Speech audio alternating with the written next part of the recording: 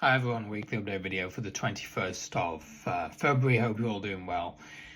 Two main things, and this won't take long I don't think, because there's not been too much going on. As of this point, there isn't a TFM blog post, and there's been no major releases, so there's nothing too much to talk about.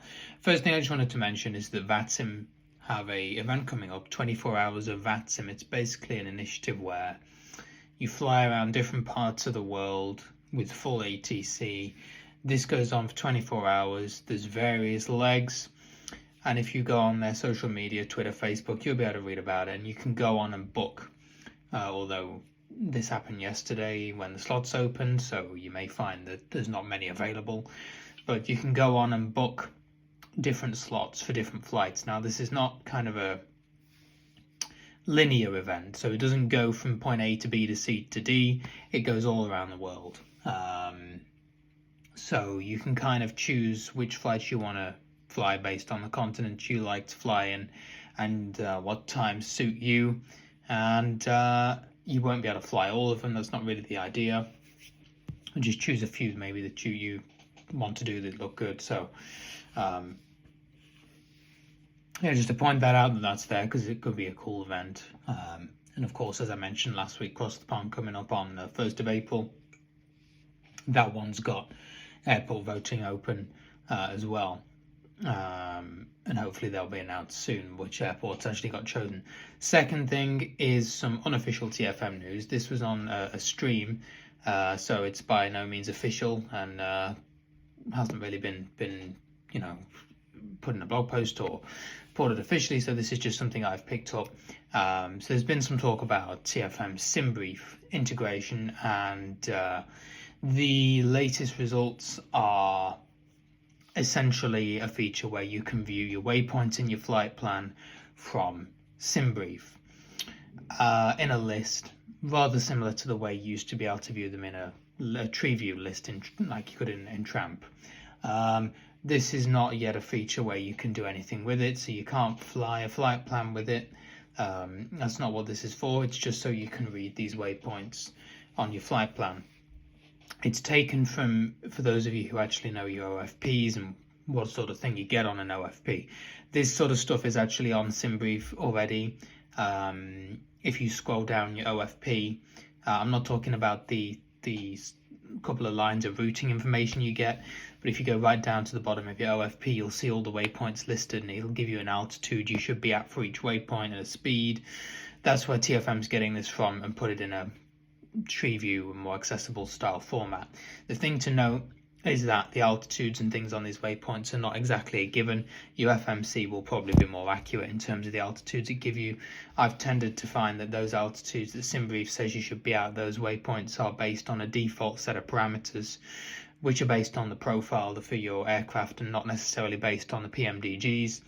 I've also tended to find that they don't always follow SID and star restrictions, so don't abide by them necessarily. Trust your FMC more, but if you want to look through your waypoints in an easier to use format, then they're there in TFM, or there will be. Anyway, this is a future feature. It's not obviously currently available for anyone to use because it's part of a bigger project.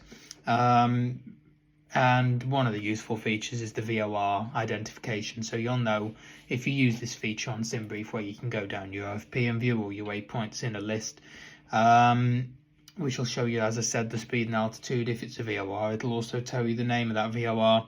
And that's one of the things TFM has. So it's useful if you're on VATSim. Usually VORs will have a 3-letter identifier and they'll have a longer name, and VATSim controllers will give you the longer name to go direct to. And if you're just using your FMC, you'll probably wonder what the hell they're talking about, because they've just got the 3-letter identifier in there. With this, or with the symbrief feature, but this feature when it comes out with TFM will be more useful because it's in an easier to use format. You can find the waypoint, which in this case might be a VOR, and it'll actually give you the full name. So let's say you've got a very basic example, TST VOR is the test. VOR might be the full name, or usually obviously more complex than that, but you get the picture. It's usually got some shortened identifier. So the fact that you'll be able to view that in TFM will be nice. And obviously there's more potential for this feature. That's just what was talked about as I say, a very unofficial capacity, so could well be changes, well there will be, and advances. So just thought I would throw that out there since it's something that's been talked about in the community. And other than that, nothing else, so feel free to comment if you have anything else you want to talk about, and contact me in the usual places. Have a great week. See you next week. And there was actually one more thing I wanted to mention, so if you thought you got rid of me yet, you haven't. The only other thing that did happen that I just remembered it might be worth telling you about was symbrief changes. You've probably heard, if you're a part of the community, symbrief made some changes to the layout, so the OFP is now in a much easier to read format. You'll notice that the dispatch interface is different, everything's separated by headings, as is your OFP, and you've got key information at the top.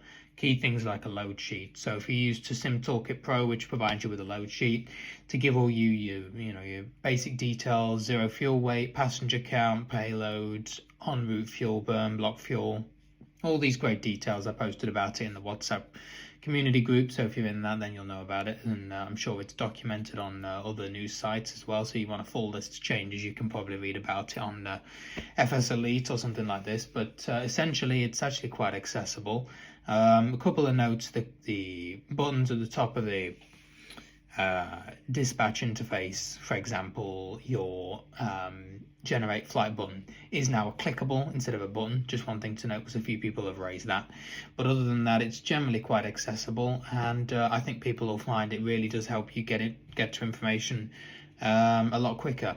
And something else that was pointed out was that they've introduced separation of airframes. So let's say you choose a 737-800, that used to be it, but now you can actually go in and choose different airframes. So you can choose PMDG 737-800 first class, or you can choose all economy.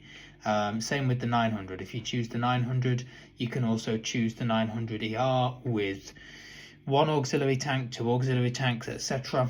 There's all these different configurations, and they're all specified ready for the PMDGs that you'll be flying. So it's actually quite good, and hopefully that will continue to expand. For example, maybe with the 747s, they'll be able to put some stuff in there where you can actually go and choose whether you're flying a different engine variant or something like that, or a different model of 747, because that's quite limited right now.